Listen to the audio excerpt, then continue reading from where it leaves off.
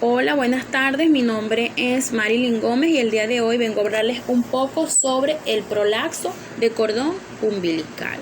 Principalmente debemos saber que el prolapso de cordón umbilical es la posición anormal del cordón por delante de la presentación fetal, de manera que el feto comprime el cordón durante el trabajo de parto y provoca una hipoxemia fetal. Además, el prolapso de cordón umbilical está considerado como una condición muy peligrosa que puede causar el nacimiento de un niño muerto a menos que el parto se realice de una manera muy rápida. Esto habitualmente se ha de realizar por medio de una cesárea inmediata. Ahora hablamos un poco sobre los factores etiológicos del prolapso de cordón umbilical. Principalmente tenemos lo que es la ruptura prematura de las membranas, la ruptura artificial de las membranas, una gestación múltiple. Tenemos también lo que es una rotación manual de la cabeza fetal, polidriamnios y una inadecuada presentación fetal. Hablaríamos especialmente de una presentación podálica o transversa. Es importante resaltar que la posición anormal tiende a producir un espacio debajo del feto en la pelvis materna que luego puede ser ocupado por el cordón umbilical y así ejercer la presión. Hablaremos un poco sobre los antecedentes epidemiológicos del prolapso de cordón umbilical.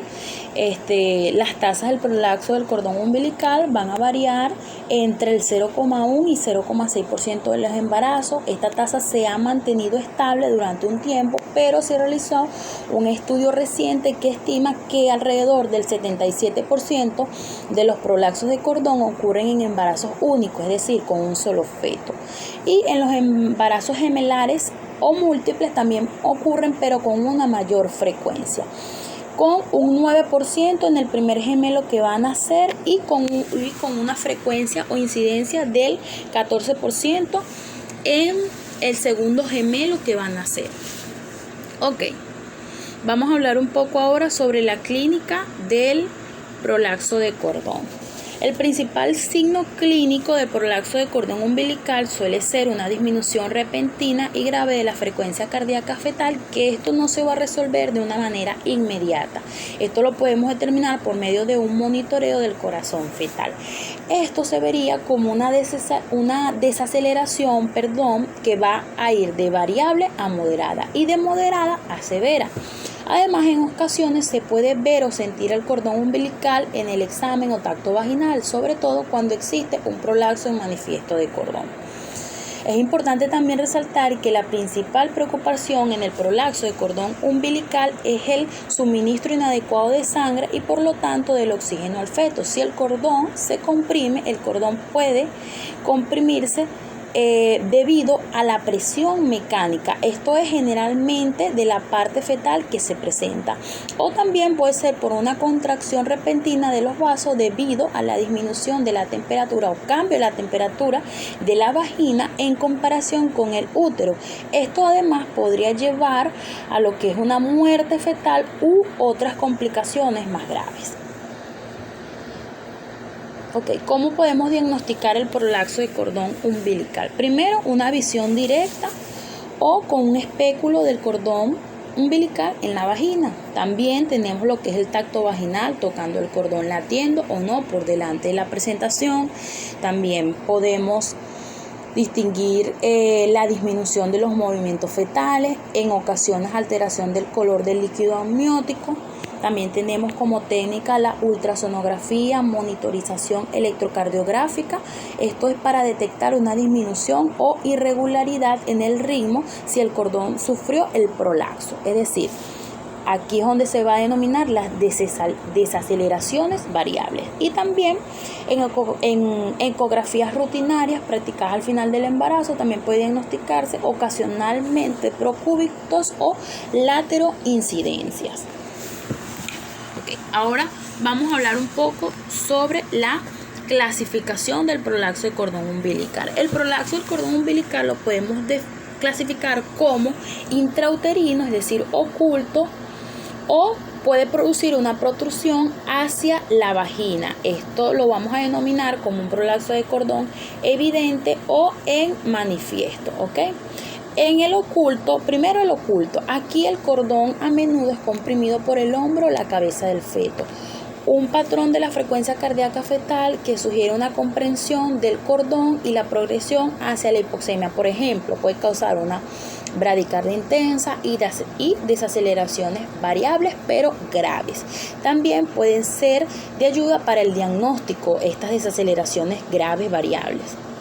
Los cambios en la posición de la mujer también pueden aliviar la compresión del cordón. Sin embargo, si el patrón de la frecuencia cardíaca fetal persiste, se requiere de una cesárea inmediata, como antes lo mencioné.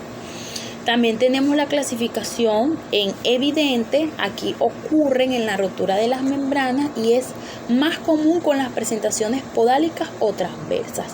El prolapso de cordón umbilical evidente también puede producirse en la presentación de vértices y es en especial si se produce una rotura de membranas, ya sea espontánea o iatrogénica, antes de que la cabeza esté encajada. El tratamiento comienza con la elevación de la parte de la presentación y con la contención del cordón prolapsado para intentar restablecer el flujo normal de sangre fetal mientras se inicia una cesárea inmediata como tratamiento. ¿Ok? El prolapso de cordón umbilical presenta graves complicaciones tanto para la madre como para el feto. Para la madre vamos a tener lo que son las laceraciones del conducto del parto, infecciones, ruptura del útero, atonía del útero o atonía uterina. Esto va a ser debido al uso de la anestesia, hemorragias y anemias por consiguiente. Vamos a tener también complicaciones para el feto. Aquí vamos a tener las acidosis metabólicas, prematurez, traumatismos del nacimiento, alteraciones del sistema nervioso central e incluso la muerte fetal. En cuanto al tratamiento del prolapso de cordón, primero puede ser un parto por cesárea en caso de que no sea posible el parto vaginal con rapidez. También como tratamiento tenemos la eliminación de la presión del cordón. En algunos casos el médico puede alejar el feto del cordón de modo que no se corte el aporte del oxígeno al mismo, es decir, al feto. Podemos también realizar un parto rápido, esto es si clínicamente la madre está dispuesta a llevarlo a cabo y si se puede. También se puede colocar la madre en posición de cúbito lateral o en posición de Trendelenburg, que se eleva la parte inferior del cuerpo para aliviar la compresión del cordón, o también en posición de genupectoral, que es cuando es una posición en la que todo el peso del cuerpo va a decaer en la cabeza y en las rodillas. También oxigenación a la madre, un monitoreo continuo. Además también se recomienda la administración de tocolíticos para aliviar las contracciones uterinas. Muchísimas gracias por su atención y espero que les haya gustado.